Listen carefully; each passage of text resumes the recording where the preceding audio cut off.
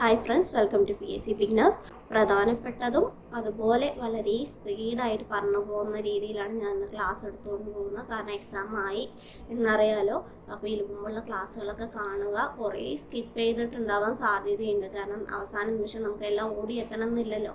അപ്പോൾ പരമാവധി എന്നെ കൊണ്ട് പറ്റുന്ന രീതിയിൽ ഞാൻ നൽകിയിട്ടുണ്ട്. ഇനി നമുക്ക് ക്ലാസ്സിലേക്ക് കടക്കാം.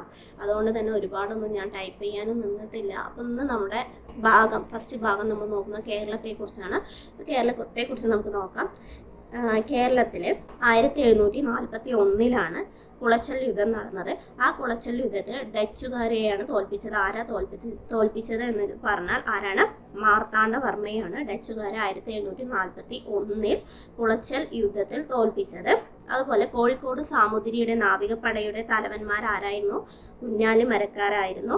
ഏതൊക്കെ യൂറോപ്യന്മാർ തമ്മിലാണ് കർണാടിക് യുദ്ധങ്ങൾ നടന്നത്? ഇംഗ്ലീഷുകാരും ഫ്രഞ്ചുകാരും തമ്മിലാണ്. അതിന് പ്രത്യേകിച്ച് ഞാൻ ക്ലാസ് എടുത്തിട്ടുണ്ട്. കർണാടിക് യുദ്ധത്തിന്റെ ഹിസ്റ്ററി ഓഫ് കേരള എന്ന കൃതി രചിച്ചത് ആരാണ്? സർദാർ KM പണിക്കരാണ്. ഇംഗ്ലീഷുകാരുടെ കേരളത്തിലെ ആദ്യത്തെ പണ്ടികശാലകൾ ആരംഭിച്ചത് എവിടേക്കാണ്? വിഴിഞ്ഞം, തലശ്ശേരി, അഞ്ചുതെങ്ങ് എന്നിവിടങ്ങളിലാണ്. അഞ്ചുതെങ്ങിൽ കോട്ട പണിയാനുള്ള അനുവാദം ഇംഗ്ലീഷുകാർക്ക് നൽകിയത് ആരാണ്? ആറ്റിങ്ങൽ റാണിയാണ്. എപ്പോഴാണ്? 1695 ആ ഭാഗമായിരുന്നു, അഞ്ചുതെങ്ങായിരുന്നു പടിഞ്ഞാറൻ തീരത്തെ ബ്രിട്ടീഷുകാരുടെ ആദ്യകാലത്തെ ഏറ്റവും പ്രധാന സൈനിക കേന്ദ്രം എന്ന് പറയുന്നത്. ആറ്റിങ്ങൽ കലാപം നടന്ന വർഷം ഏതാണ്? 1721 ബ്രിട്ടീഷുകാർക്കെതിരെ നടന്ന ആദ്യ സംഘടിത കലാപമാണ് ആറ്റിങ്ങൽ കലാപം എന്ന് പറയുന്നത്. ശ്രീരംഗപട്ടണം ഉടമ്പടി ഒപ്പിട്ടത് ആരൊക്കെ തമ്മിലായിരുന്നു? മൈസൂർ ഭരണാധികാരികളും ബ്രിട്ടീഷുകാരും തമ്മിലായിരുന്നു. 1792 ശ്രീരംഗപട്ടണം ഉടമ്പടി ഒപ്പിട്ടത്. മലബാർ പ്രദേശം ബ്രിട്ടീഷുകാർക്ക് ലഭിക്കാൻ കാരണമായ സന്ധി കൂടിയാണ് ശ്രീരംഗപട്ടണം സന്ധി എന്ന് പറയുന്നത്. കേരള സിംഹം എന്നറിയപ്പെടുന്നത് ആരാണ്? പഴശ്ശിരാജയാണ്. ബ്രിട്ടീഷ് രേഖകളിൽ അദ്ദേഹത്തെ അറിയപ്പെട്ടിരുന്നത് പൈച്ചിരാജ, കൊട്ടിയോട്ട് രാജ എന്നിങ്ങനെയെല്ലാമാണ്. പഴശ്ശിരാജാവിന്റെ ജീവിതം ഇതിവൃത്തമാക്കി കേരള സിംഹം എന്ന പേരിൽ നോവൽ എഴുതിയത് ആരാണ്? സർദാർ KM പണിക്കരാണ്. പഴശ്ശിരാജ മലബാർ കോട്ടയം രാജകുടുംബത്തിലെ അംഗമായിരുന്നു. ഒന്നാമത്തെ പഴശ്ശി വിപ്ലവം നടന്നത് 1793 മുതൽ 97 വരെയായിരുന്നു. അതിനെന്താ കാരണം എന്ന് പറഞ്ഞാൽ ബ്രിട്ടീഷുകാരുടെ തെറ്റായ നികുതി നയമാണ്. രണ്ടാം പഴശ്ശി വിപ്ലവം നടന്നത് 1800 മുതൽ 1805 വരെയാണ്. അതിന് കാരണമായത് വയനാട് ബ്രിട്ടീഷുകാർ കൈവശമാക്കാൻ ശ്രമിച്ചതാണ്. ഇതിൽ ഈ പഴശ്ശി വിപ്ലവങ്ങളിൽ പഴശ്ശിരാജാവിനെ സഹായിച്ചത് ആരൊക്കെയാണെന്ന് ചോദിച്ചാൽ ചെമ്പൻ പോക്കറും കൈതേരി അമ്പുനായരും എടച്ചേന കുങ്കനായരും തലക്കൽ ചന്തവുമായിരുന്നു. അതിൽ പഴശ്ശിരാജയുടെ പ്രധാന അനുയായിയായിരുന്നു കുറിച്യ നേതാവായിരുന്ന തലക്കൽ ചന്തു എന്ന് പറയുന്നത്. ഇങ്ങനെയുള്ള പഴശ്ശി പോരാളികളുടെ ചെറിയ സംഘങ്ങളെ നേരിടാനായിട്ട് ഇംഗ്ലീഷുകാർ സംഘടിപ്പിച്ച പോലീസ് സംഘമാണ് കോൽക്കാർ എന്ന് പറയുന്നത്. എന്താണ് കോൽക്കാർ എന്ന് പറയുന്നത്? 1804 പഴശ്ശി വിപ്ലവം അടിച്ചമർത്താനുള്ള ചുമതലയേറ്റ തലശ്ശേരി സബ് കളക്ടറാണ് തോമസ് ഹാർവേ ബാബർ. പഴശ്ശി രാജാവ് കൊല്ലപ്പെട്ടത് 1805 നവംബർ 30 ബ്രിട്ടീഷുകാരുടെ ചൂഷണത്തിനെതിരെ കേരളത്തിൽ നടന്ന ഗോത്രവർഗ കലാപമാണ് കുറിച്യ കലാപം എന്ന് പറയുന്നത്. അത് നടത്തിയത് കുറിച്യരും കുറുമ്പരും കൂടിയാണ്. 1812 ഇതിന്റെ തലവനായിരുന്നത് രാമനമ്പിയാണ്. അപ്പോൾ ഈ 1 മാസം കൂടി പിടിച്ചു നിൽക്കാൻ കലാപകാരികൾക്ക് കഴിയുമായിരുന്നെങ്കിൽ രാജ്യം അവരുടെ നിയന്ത്രണത്തിലായേനെ എന്ന് പറഞ്ഞത് തലശ്ശേരി സബ് കളക്ടറായ TH ബാബറാണ്. തിരുവിതാംകൂറിൽ ആഭ്യന്തര കാര്യങ്ങളിൽ ബ്രിട്ടീഷുകാർ അനിയന്ത്രിതമായി ഇടപെട്ടതിനെ പ്രതിഷേധിച്ച ദിവാനാണ് വേലുത്തമ്പി എന്ന് പറയുന്നത്.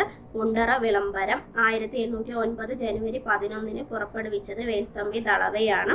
ബ്രിട്ടീഷുകാർക്കെതിരെ ആയുധമെടുത്ത് പോരാടാനാണ് അദ്ദേഹം ജനങ്ങളോട് ആഹ്വാനം ചെയ്തത്.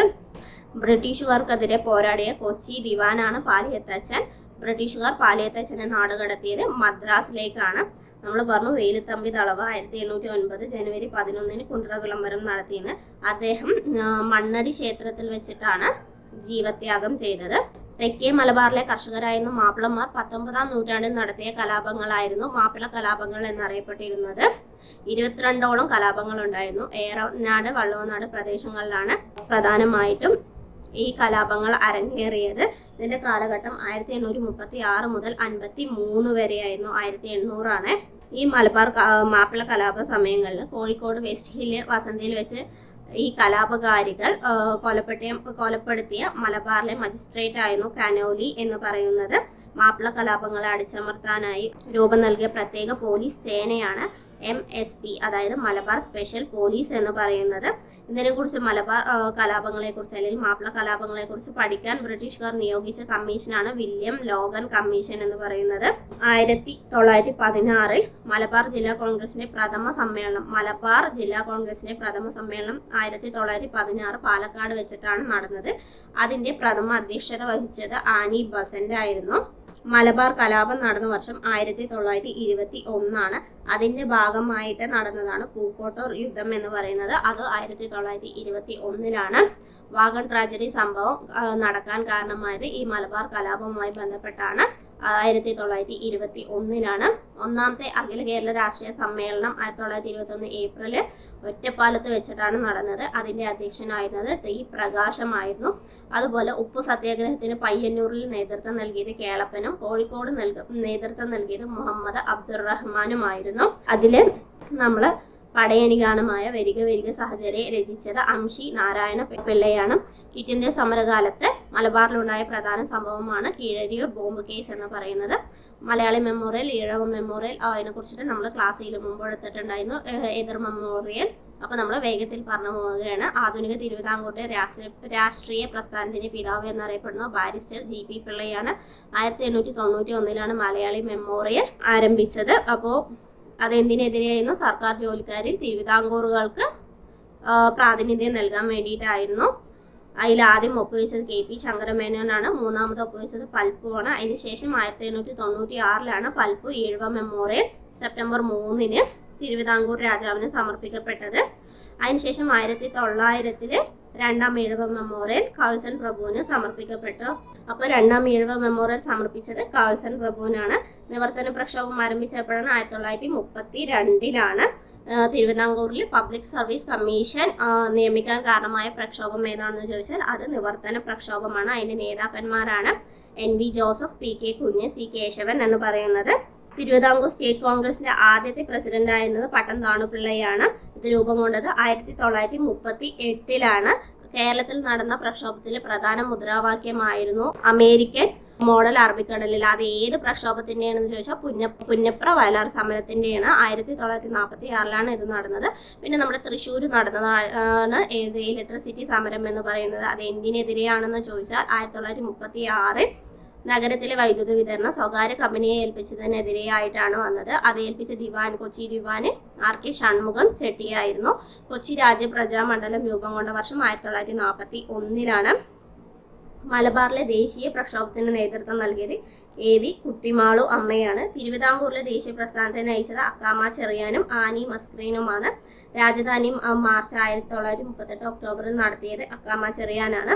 കേരളത്തിൽ ആദ്യത്തെ പുകയില വിമുക്ത ജില്ല കോട്ടയമാണ്. സമ്പൂർണ്ണ സാക്ഷരത നേടിയ ആദ്യത്തെ പട്ടണം ഇന്ത്യയിലെ സമ്പൂർണ്ണ സാക്ഷരത നേടിയ ആദ്യത്തെ പട്ടണവും കോട്ടയമാണ്. ഇന്ത്യയിലെ ആദ്യ മാതൃകാ കന്നുകാലി ഗ്രാമം മാട്ടുപ്പെട്ടിയാണ്. കേരളത്തിലെ ആദ്യത്തെ ട്രൈബൽ എംപ്ലോയ്മെന്റ് എക്സ്ചേഞ്ച് നിലവിൽ വന്നത് പാലോടാണ്. സമ്പൂർണ്ണമായി വൈദ്യുതീകരിക്കപ്പെട്ട കേരളത്തിലെ ആദ്യ ജില്ല പാലക്കാടാണ്. പൂർണ്ണമായും സൗരോർജ്ജത്തിൽ പ്രവർത്തിക്കുന്ന ആദ്യത്തെ ഗ്രാമപഞ്ചായത്ത് പെരുമാട്ടിയാണ്. ആദ്യത്തെ സമ്പൂർണ്ണ രക്തദാന ഗ്രാമപഞ്ചായത്ത് മടിക്കൈ. സമ്പൂർണ്ണ വൈദ്യുതീകരണം നടത്തിയ ആദ്യത്തെ നിയോജക മണ്ഡലം ഇരിങ്ങാലക്കുടയാണ്. സമ്പൂർണ്ണമായി വൈദ്യുതീകരിക്കപ്പെട്ട കേരളത്തിലെ ആദ്യ ജില്ല പാലക്കാടാണ്. ഇന്ത്യയിലെ ആദ്യത്തെ വ്യവഹാര രഹിത വില്ലേജ് വരവൂറാണ്. ഭൂരഹിതരില്ലാത്ത കേരളത്തിലെ ആദ്യത്തെ ജില്ല കണ്ണൂര്. ഇന്ത്യയിലെ ആദ്യത്തെ ഭിന്നശേഷി സൗഹൃദ ജില്ല കണ്ണൂരാണ്. ഇന്ത്യയിലെ ആദ്യത്തെ വൈഫൈ മുനിസിപ്പാലിറ്റി മലപ്പുറം. കേരളത്തിലെ ആദ്യത്തെ നോക്കുകൂലി വിമുക്ത ജില്ല മലപ്പുറമാണ്. ഇന്ത്യയിലെ ആദ്യത്തെ സമ്പൂർണ്ണ ഹൈസ്പീഡ് റൂറൽ ബ്രോഡ്ബാൻഡ് നെറ്റ്വർക്ക് ജില്ല ഇടുക്കിയാണ്. കേരളത്തിലെ ആദ്യത്തെ സമ്പൂർണ്ണ ആദിവാസി ഗ്രാമപഞ്ചായത്താണ് ഇടമലക്കുടി. ആദ്യത്തെ ശിശു സൗഹൃദ ജില്ല എറണാകുളം. ബാലപഞ്ചായത്ത് കേരളത്തിലെ ആദ്യത്തെ ബാലപഞ്ചായത്ത് നെടുമ്പാശ്ശേരിയാണ്. ആദ്യ മാതൃകാ മത്സ്യബന്ധന ടൂറിസം ഗ്രാമം കുമ്പളങ്ങിയാണ്. ആദ്യത്തെ റബ്ബർ പാർക്ക് സ്ഥാപിച്ചത് ഐരാപുരത്താണ്. കേരളത്തിലെ ആദ്യത്തെ അക്ഷയ കേന്ദ്രം ആരംഭിച്ച പഞ്ചായത്ത് പള്ളിക്കലാണ്. വന്യജീവി സങ്കേതങ്ങൾ, വനമൃഗ സംരക്ഷണം എന്നിവയെല്ലാം ഉൾപ്പെടുന്നത് വനമൃഗങ്ങളുടെ സംരക്ഷണം ഉൾപ്പെടുന്നത് കൺകറന്റ് ലിസ്റ്റിലാണ്. ഏത് ലിസ്റ്റിലാണ്? കൺകറന്റ് ലിസ്റ്റിലാണ്. ഇൻസിറ്റ് കൺസർവേഷൻ എന്ന് പറയുന്നത് ജീവജാലങ്ങളെ അവയുടെ സ്വാഭാവിക ആവാസ വ്യവസ്ഥയിൽ തന്നെ സംരക്ഷിക്കുന്ന രീതിയാണ്. ആ ഇൻസിറ്റ് കൺസർവേഷൻ ഉദാഹരണമാണ് വന്യജീവി സങ്കേതം, നാഷണൽ പാർക്കുകൾ, കമ്മ്യൂണിറ്റി റിസർവ്, ബയോസ്ഫിയർ റിസർവുകൾ, കാവുകൾ, ഇക്കോളജിക്കൽ ഹോട്ട്സ്പോട്ടുകൾ എന്ന് പറയുന്നത് ജീവികളെ അവയുടെ സ്വാഭാവിക ആവാസ വ്യവസ്ഥയ്ക്ക് പുറത്ത് സംരക്ഷിക്കുന്ന രീതിയാണ് എക്സിറ്റ് കൺസർവേഷൻ എന്ന് പറയുന്നത്. അതിന് ഉദാഹരണമാണ് സുവോളജിക്കൽ ഗാർഡനുകളും ബൊട്ടാണിക്കൽ ഗാർഡനുകളും ജീൻ ബാങ്കുകളും. വന്യജീവി സംരക്ഷണത്തോടൊപ്പം ഒരു മേഖലയിലെ ചരിത്ര സ്മാരകങ്ങൾ, പ്രകൃതി വിഭവങ്ങൾ, ഭൗമ സവിശേഷതകൾ എന്നിവ കൂടി സംരക്ഷിക്കുന്ന ഉദ്യമമാണ് നാഷണൽ പാർക്കുകൾ എന്ന് പറയുന്നത്. പൊതുജന പങ്കാളിത്തത്തോടെ സംരക്ഷിക്കപ്പെടുന്ന ജനവാസ കേന്ദ്രങ്ങളിലെ പരിസ്ഥിതി പ്രാധാന്യമേറിയ പ്രദേശങ്ങളാണ് കമ്മ്യൂണിറ്റി റിസർവുകൾ എന്ന് പറയുന്നത്. മലപ്പുറം, കോഴിക്കോട് ജില്ലകളിലായി സ്ഥിതി ചെയ്യുന്ന കമ്മ്യൂണിറ്റി റിസർവ് ആണ് കടലുണ്ടി കമ്മ്യൂണിറ്റി റിസർവ് എന്ന് പറയുന്നത്. ലോകത്തിലെ പ്രധാനപ്പെട്ട ആവാസ വ്യവസ്ഥകളെയും ജൈവ വൈവിധ്യത്തെയും ജനിതക സ്രോതസ്സുകളെയും സംരക്ഷിക്കുക എന്ന ഉദ്ദേശത്തോടെ സ്ഥാപിക്കപ്പെട്ട വിശാല ഭൂപ്രദേശത്തെയാണ് ബയോസ്ഫിയർ റിസർവുകൾ എന്ന് പറയുന്നത്. കേരളത്തിൽ പ്രദേശങ്ങൾ കൂടി ഉൾപ്പെടുന്ന ബയോസ്ഫിയർ റിസർവുകളാണ് നീലഗിരി, അഗസ്ത്യമല എന്ന് പറയുന്നവ. മനുഷ്യവാസ പ്രദേശങ്ങളിൽ സംരക്ഷിക്കപ്പെട്ടു വരുന്ന വിസ്തൃതി കുറഞ്ഞ ജൈവ വൈവിധ്യ മേഖലകളാണ് കാവുകൾ എന്ന് പറയുന്നത്. തദ്ദേശീയമായി ധാരാളം സ്പീഷീസുകളെ ഉൾക്കൊള്ളുന്നതും ആവാസനാശ ഭീഷണി നേരിടുന്നതുമായ ജൈവ വൈവിധ്യ മേഖലകളാണ് ഇക്കോളജിക്കൽ ഹോട്ട്സ്പോട്ടുകൾ എന്ന് പറയുന്നത്. വൈവിധ്യമായ സ്പീഷീസുകളിൽപ്പെട്ട അപൂർവവും പ്രധാനപ്പെട്ടതുമായ സസ്യങ്ങളെ സംരക്ഷിക്കുന്ന വിശാലമായ ഗവേഷണ കേന്ദ്രങ്ങളാണ് ബൊട്ടാണിക്കൽ ഗാർഡനുകൾ. വിത്തുകൾ, ബീജങ്ങൾ മുതലായവ ശേഖരിച്ച് ദീർഘകാലത്തേക്ക് സംരക്ഷിക്കാനും ആവശ്യമായ അവസരങ്ങളിൽ ഇവ ഉപയോഗിച്ച് ജീവികളെ പുനഃസൃഷ്ടിക്കാനും കഴിയുന്ന സംവിധാനമാണ് ജീൻ ബാങ്കുകൾ എന്ന് പറയുന്നത്. നമ്മുടെ ജീൻ ബാങ്കുകൾ എന്താണെന്ന് പറഞ്ഞാൽ എക്സിറ്റ് കൺസർവേഷൻ ആണ് എന്ന് പറഞ്ഞു. കേരളത്തിലെ ഏക മയിൽ സംരക്ഷണ കേന്ദ്രമാണ് ചൂലന്നൂർ മയിൽ സംരക്ഷണ കേന്ദ്രം എന്ന് പറയുന്നത്. ഇന്ത്യയിൽ ഒരു പ്രത്യേക സസ്യത്തിന് വേണ്ടി നിലവിൽ വന്ന ആദ്യത്തെ ഉദ്യാനമാണ് കുറിഞ്ഞിമല സംരക്ഷണ കേന്ദ്രം എന്ന് പറയുന്നത്. ഡോക്ടർ സലീം അലി പക്ഷി സങ്കേതം എന്നറിയപ്പെടുന്ന കേരളത്തിലെ പക്ഷി സങ്കേതമാണ് തട്ടേക്കാട്. പേപ്പാറ വന്യജീവി സങ്കേതം തിരുവനന്തപുരം ജില്ലയിലാണ്. കേരളത്തിൽ ഏറ്റവും കൂടുതൽ ദേശീയോദ്യാനങ്ങൾ ഉള്ളത് ഇടുക്കിയിലാണ്. 1978 പ്രഖ്യാപിക്കപ്പെട്ട കേരളത്തിലെ ആദ്യത്തെ ദേശീയ ഉദ്യാനമാണ് ഇരവിക്കുളം. കേരളത്തിലെ രണ്ടാമത്തെ ദേശീയ ഉദ്യാനമാണ് സൈലന്റ് വാലി എന്ന് പറയുന്നത്. കേരള സംസ്ഥാനത്തിന്റെ ആദ്യത്തെ വിദ്യാഭ്യാസ മന്ത്രി ആരാണ്? ജോസഫ് മുണ്ടശ്ശേരിയാണ് കേരള സംസ്ഥാനത്തിലെ ആദ്യത്തെ വിദ്യാഭ്യാസ മന്ത്രി എന്ന് പറയുന്നത്. കേരളത്തിൽ അവസാനം രൂപം കൊണ്ട വന്യജീവി സങ്കേതമാണ് കരിമ്പുഴ വന്യജീവി സങ്കേതം. പശ്ചിമഘട്ടത്തിലെ ഏറ്റവും ഉയരം കൂടിയ കൊടുമുടിയാണ് ആനമുടി. കേരളത്തിലെ ആദ്യത്തെ റിസർവ് വനമാണ് കോന്നി. കേരള വന നിയമം നിലവിൽ വന്ന വർഷം 1961 ലോക തണ്ണീർത്തട ദിനം ഫെബ്രുവരി 2. ഇന്ത്യയിലെ ആദ്യത്തെ കമ്മ്യൂണിറ്റി റിസർവ് ആണ് കടലുണ്ടി വള്ളിക്കുന്ന് റിസർവ്. ശതമാനാടിസ്ഥാനത്തിൽ വനഭൂമി ഏറ്റവും കൂടുതലുള്ള കേരളത്തിലെ ജില്ല വയനാടാണ്. ജലത്തിലൂടെ പരാഗണം നടത്തുന്ന കാർഷിക വിളക്ക് ഉദാഹരണമാണ് കുരുമുളകം. വിത്തും നിയമം പ്രാബല്യത്തിൽ വന്നത് 1969 ഒക്ടോബർ 1. സസ്യങ്ങളുടെ വേര്, തണ്ട്, ഇല തുടങ്ങിയ ഭാഗങ്ങളിൽ നിന്ന് പുതിയ തൈച്ചെടി ഉണ്ടാക്കുന്നത് അറിയപ്പെടുന്നതാണ് കായിക പ്രജനനം എന്ന് പറയുന്നത്. അതിനൊരു ഉദാഹരണമാണ് മരച്ചീനി, മധുരക്കിഴങ്ങ് എന്ന് പറയുന്നത്. പിച്ചി, മുല്ല, റോസ്, ചെമ്പരത്തി, കശുമാവ് ഇതൊക്കെ നമ്മൾ എന്താ ചെയ്യുക? പതിവെക്കൽ രീതിയിലൂടെ മുളപ്പിക്കുന്നതാണ് അല്ലെ. കൊമ്പൊട്ടിക്കലില് പറയുന്നത്, കൊമ്പൊട്ടിക്കലിന് നമ്മൾ വേരോട് കൂടിയ ചെടി എടുക്കുമല്ലോ, അതിനെയാണ് സ്റ്റോക്ക് എന്നറിയപ്പെടുന്നത്. അതായത് കൊമ്പൊട്ടിക്കൽ, അതായത് ഗ്രാഫ്റ്റിംഗില് ഒട്ടിക്കലിനായി തിരഞ്ഞെടുക്കുന്ന വേരോട് കൂടിയ ചെടിയെയാണ് സ്റ്റോക്ക്, അതായത് മൂലകാണ്ഡം എന്ന് പറയുന്നത്. ഇത് ഒട്ടിക്കാനായിട്ട് ഗ്രാഫിങ്ങിന് ഒട്ടിക്കാൻ ഉപയോഗിക്കുന്നതിനാണ് ഒട്ടുകമ്പ്, സയൻ എന്ന് പറയുന്നത്.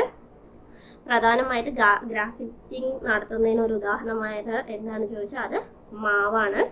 കേരളത്തിൽ നെൽകൃഷി ചെയ്യുന്ന സീസണുകളാണ് വിരിപ്പ്, മുണ്ടകൻ, പുഞ്ച എന്ന് പറയുന്നത്.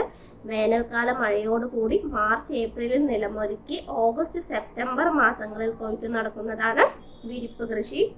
ഓഗസ്റ്റ് സെപ്റ്റംബറിൽ വിളവിറക്കി നവംബർ ഡിസംബറിൽ കൊയ്തെടുക്കുന്ന വിളക്കാലമാണ് മുണ്ടകൻ കൃഷി. ഏറ്റവും കൂടുതൽ വിളവ് ലഭിക്കുന്നത് മുണ്ടകനിലാണ്. ഡിസംബർ ജനുവരിയിൽ ആരംഭിച്ച് മാർച്ച് ഏപ്രിൽ മാസങ്ങളിൽ അവസാനിക്കുന്ന നെൽകൃഷിയാണ് പുഞ്ചകൃഷി എന്ന് പറയുന്നത്.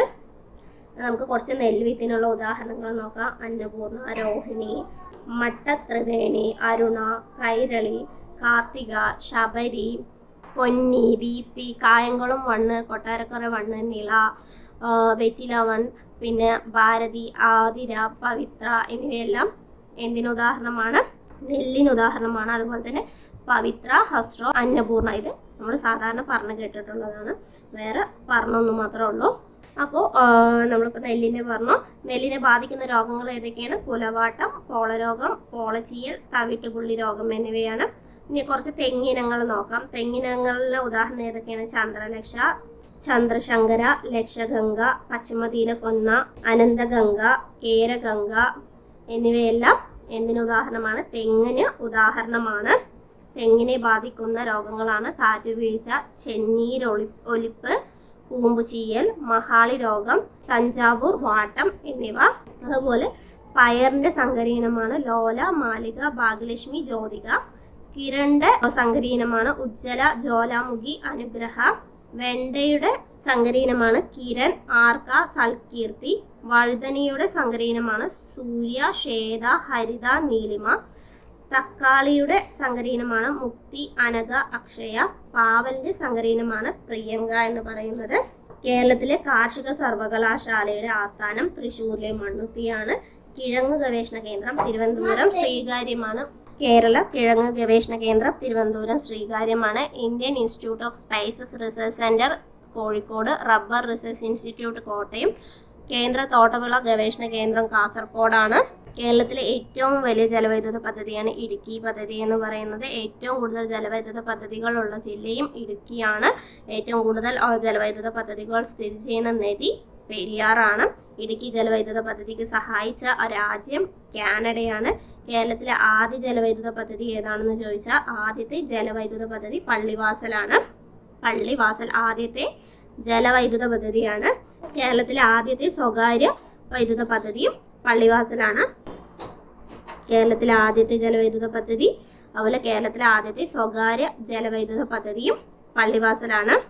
അത് മുതിരപ്പുഴയിലാണ്. മുതിരപ്പുഴ എന്താണെന്ന് ചോദിച്ചാൽ പെരിയാറിന്റെ പോഷക നദിയായ മുതിരപ്പുഴയിലാണ്.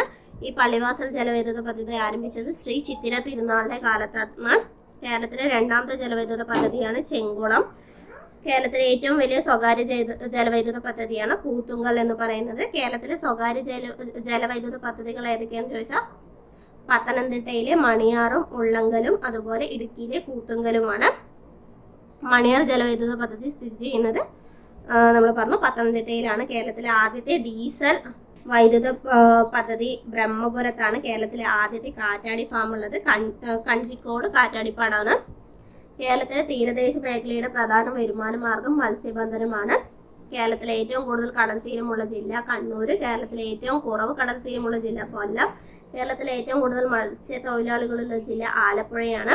കേരളത്തിലെ ഏറ്റവും കൂടുതൽ കയറ്റുമതി ചെയ്യുന്ന മത്സ്യം ചെമ്മീനും സംസ്ഥാന മത്സ്യം കരിമീനുമാണ്. നീലവിപ്ലവം എന്തുമായി ബന്ധപ്പെട്ടിരിക്കുന്നു? മത്സ്യോൽപാദനവുമായി ബന്ധപ്പെട്ടിരിക്കുന്നു. അഷ്ടമുടി കായൽ അറബിക്കടലിനോട് ചേരുന്ന പ്രദേശത്തെ മത്സ്യബന്ധന തുറമുഖമാണ് നീണ്ടകര. അപ്പൊ ഇനി നമുക്ക് കേരളത്തെ കുറിച്ച് കുറച്ച് അടിസ്ഥാന വിവരങ്ങളും കൂടി നോക്കാം. കേരളത്തിന്റെ തലസ്ഥാനം ഏതാണ് വരുന്നത്? തിരുവനന്തപുരമാണ്. ദൈവത്തിന്റെ സ്വന്തം നാട് എന്നാണ് നമ്മുടെ കേരളം അറിയപ്പെടുന്നത്. ഇന്ത്യൻ ഭൂഖണ്ഡത്തിലെ കേരളത്തിന്റെ സ്ഥാനം ഇന്ത്യയുടെ തെക്ക് പടിഞ്ഞാറായിട്ടാണ് വരുന്നത്. കേരളത്തിന്റെ വിസ്തീർണം 38,763 ചതുരശ്ര കിലോമീറ്റർ ആണ്. ഇന്ത്യയുടെ ആകെ വിസ്തീർണത്തിൽ 1.18% ആണ് അത് വരുന്നത്. വിസ്തീർണത്തിൽ സംസ്ഥാനങ്ങൾക്കിടയിൽ കേരളത്തിന്റെ സ്ഥാനം 21 അപ്പോൾ കേരളത്തിന്റെ തീരദേശ ദൈർഘ്യം വരുന്നത് 590. കേരളത്തിന്റെ തെക്ക് വടക്ക് നീളം വരുന്നത് 560 കേരളത്തിന്റെ പടിഞ്ഞാറ് ഭാഗത്ത് അറബിക്കടലും വടക്ക് കിഴക്ക് ഭാഗത്ത് കർണാടകയും തെക്ക് കിഴക്ക് ഭാഗത്ത് തമിഴ്നാടുമാണ് വരുന്നത്. കേരളത്തിന്റെ കിഴക്ക് ഭാഗത്ത് സ്ഥിതി ചെയ്യുന്ന മലനിരയാണ് പശ്ചിമഘട്ടം. കേരളവുമായി ഏറ്റവും കൂടുതൽ അതിർത്തി പങ്കിടുന്നത് തമിഴ്നാടാണ്. തമിഴ്നാട്, കർണാടക എന്നീ സംസ്ഥാനങ്ങളുമായി അതിർത്തി പങ്കിടുന്ന കേരളത്തിലെ ഏക ജില്ലയാണ് വയനാട്. അപ്പോൾ ഓർത്തു വയ്ക്കുക, തമിഴ്നാടും കർണാടകയുമായി ഏറ്റവും കൂടുതൽ അതിർത്തി പങ്കിടുന്ന ജില്ല വയനാടാണ്. രണ്ടുമായും അതിർത്തി പങ്കിടുന്ന ഒരു ജില്ലയാണ് വയനാട് എന്ന് പറയുന്നത്.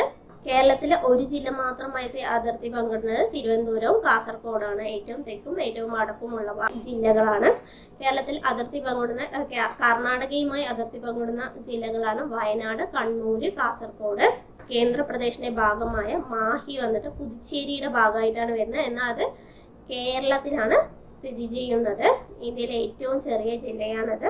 കേരളത്തിൽ കടൽ തീരമുള്ളത് 9 ജില്ലകൾക്കാണ്. തിരുവനന്തപുരം, കൊല്ലം, ആലപ്പുഴ, എറണാകുളം, തൃശ്ശൂർ, മലപ്പുറം, കോഴിക്കോട്, കണ്ണൂർ, കാസർഗോഡ്. കടൽ തീരമില്ലാത്ത 5 ജില്ലകൾ പത്തനംതിട്ട, ഇടുക്കി, കോട്ടയം, പാലക്കാട്, വയനാട് എന്നിവയാണ്. വനപ്രദേശം കൂടുതലുള്ളത് ഇടുക്കിക്കും വനപ്രദേശം കുറവുള്ളത് ആലപ്പുഴയ്ക്കുമാണ്. നമ്മുടെ കേരളം 1956 നവംബർ 1 രൂപീകൃതമായത്. ഏറ്റവും ലാസ്റ്റ് രൂപീകൃതമായത് കാസർഗോഡാണ്. അപ്പോൾ 14 ജില്ലകളാണുള്ളത്. 20 ലോകസഭാ മണ്ഡലങ്ങൾ, 20 സീറ്റുകൾ, ലോകസഭാ സീറ്റുകൾ. സംവരണ സീറ്റ് 2 എണ്ണമാണ്, ആലത്തൂരും മാവേലിക്കരയും. രാജ്യസഭാ സീറ്റുകൾ 9 എണ്ണമാണ്. നിയമസഭാ മണ്ഡലങ്ങൾ 140, നിയമസഭാ അംഗങ്ങൾ 140. അപ്പോൾ ഒന്നുകൂടെ നോക്കാം. ലോക്സഭാ മണ്ഡലം 20, രാജ്യസഭാ സീറ്റുകൾ ലോക്സഭാ സീറ്റുകൾ 20, രാജ്യസഭാ സീറ്റുകൾ 9, നിയമസഭാ അംഗങ്ങൾ വന്നിട്ട് 140. അതിൽ പട്ടികജാതി 14, പട്ടികവർഗം 2ആണ്. സുൽത്താൻ ബത്തേരി, മാനന്തവാടിയാണ്. കോർപ്പറേഷൻ 6 എണ്ണമാണ്. തിരുവനന്തപുരം, കൊച്ചി, കോഴിക്കോട്, കൊല്ലം, തൃശ്ശൂർ. ജില്ലാ പഞ്ചായത്ത് 14, റവന്യൂ ഡിവിഷൻ 27, നഗരസഭ 87, ബ്ലോക്ക് പഞ്ചായത്ത് 152, ഗ്രാമപഞ്ചായത്ത് 941, revenue division 27, revenue village group വില്ലേജുകൾ ഉൾപ്പെടെ 1664 താലൂക്കുകൾ 78. കേരളത്തിലെ ഏറ്റവും വലിയ താലൂക്കാണ് ഏറനാട്. കേരളത്തിലെ ഏറ്റവും ചെറിയ താലൂക്ക് ഏതാണ്? കുന്നത്തൂറാണ്. കൊല്ലത്തിലെ ഏറനാട് എവിടെയാണ്? നമ്മൾ ഇതിനു മുമ്പ് പറഞ്ഞൂലേ, മലബാർ കലാപം ഒക്കെ നടന്നത് എവിടെയാണ്? ഏറനാട്, വള്ളുവനാട് ഒക്കെയാണെന്ന് പറഞ്ഞത് എവിടെയാണ്? മലപ്പുറം ഭാഗത്തായിട്ടുണ്ട് വരിക. കേരളത്തിലെ ഏറ്റവും കൂടുതൽ താലൂക്കുകളുള്ള ജില്ല മലപ്പുറവും എറണാകുളവും തൃശ്ശൂരുമാണ്. കേരളത്തിലെ തെക്കേ അറ്റത്തെ ജില്ല തിരുവനന്തപുരമാണ്. വടക്കേ അറ്റത്തെ ജില്ല ഏതാണ്? കാസർഗോഡാണ്. തെക്കേ അറ്റത്തെ കോർപ്പറേഷൻ തിരുവനന്തപുരം. തെക്കേ അറ്റത്തെ ലോകസഭാ മണ്ഡലം തിരുവനന്തപുരം. നിയമസഭാ മണ്ഡലം നെയ്യാറ്റിൻകരയാണ്. താലൂക്ക് നെയ്യാറ്റിൻകര. തെക്കേ അറ്റത്തെ ഗ്രാമപഞ്ചായത്ത് പാറശാല. ഗ്രാമം കളിയിക്കാവിളയാണ്. വടക്കേ അറ്റത്തെ ജില്ല കാസർഗോഡ്. കോർപ്പറേഷൻ കണ്ണൂരാണ്. ലോക്സഭാ മണ്ഡലം വടക്കേ അറ്റത്തെ കാസർഗോഡാണ്. വടക്കേ അറ്റത്തെ നിയമസഭാ മണ്ഡലം മഞ്ചേശ്വരം. വടക്കേ അറ്റത്തെ താലൂക്ക് മഞ്ചേശ്വരം. വടക്കേ അറ്റത്തെ ഗ്രാമപഞ്ചായത്ത് മഞ്ചേശ്വരം. ഗ്രാമം തലപ്പാടിയാണ്. അപ്പോൾ വടക്ക് ഏറ്റവും മേലെയുള്ളത് എന്താണ്? തലപ്പാടിയാണ്. ഏറ്റവും തെക്കാളുള്ളത് കളിയിക്കാവിളയാണ് എന്ന് ഓർത്തു വെക്കുക. ജനസംഖ്യ ഏറ്റവും കൂടുതൽ എവിടെയാണ്? മലപ്പുറത്താണ്. കുറവ് വയനാടാണ്. പട്ടികവർഗക്കാർ ഏറ്റവും കൂടുതലുള്ള ജില്ല വയനാടാണ്. പട്ടികവർഗക്കാർ ഏറ്റവും കുറവുള്ളത് ആലപ്പുഴയിലാണ്. പട്ടികവർഗ നിരക്ക് ഏറ്റവും കൂടുതലുള്ള ജില്ല വയനാടാണ്. പട്ടികവർഗ നിരക്ക് ഏറ്റവും കുറവുള്ള ജില്ല ആലപ്പുഴയാണ്. പട്ടികജാതിക്കാർ കൂടുതൽ പാലക്കാടും കുറവുള്ളത് വയനാടുമാണ്. പട്ടികജാതി നിരക്ക് ഏറ്റവും കൂടുതലുള്ള ജില്ല പാലക്കാടും ഏറ്റവും കുറവുള്ള ജില്ല കണ്ണൂരുമാണ്. വർഗ നിരക്കാണ്. പമ്പയുടെ ദാനം കേരളത്തിന്റെ നെല്ലറ എന്നൊക്കെ അറിയപ്പെടുന്ന ഏതാണ്? കുട്ടനാടാണ്. കേരളത്തിന്റെ ഊട്ടി എന്നറിയപ്പെടുന്നത് റാണിപുരമാണ്. കേരളത്തിന്റെ മാങ്ങാ നഗരം എന്നറിയപ്പെടുന്നത് മുതലമടയാണ്.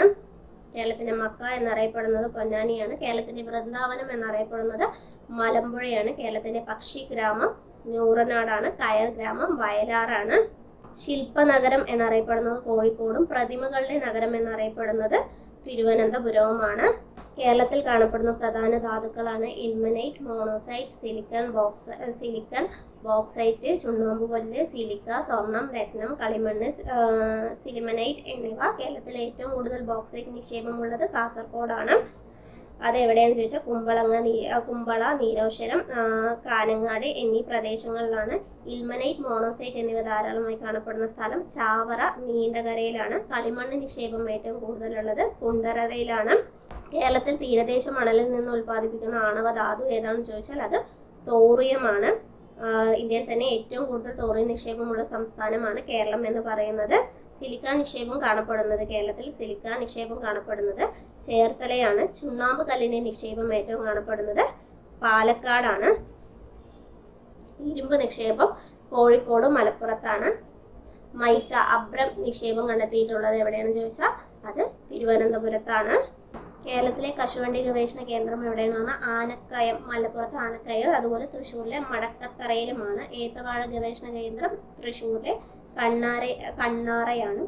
റബ്ബർ റിസർച്ച് ഇൻസ്റ്റിറ്റ്യൂട്ട് നമ്മൾ പറഞ്ഞ കോട്ടയമാണ്. കുരുമുളക് ഗവേഷണ കേന്ദ്രം പന്നിയൂർ കണ്ണൂരാണ്.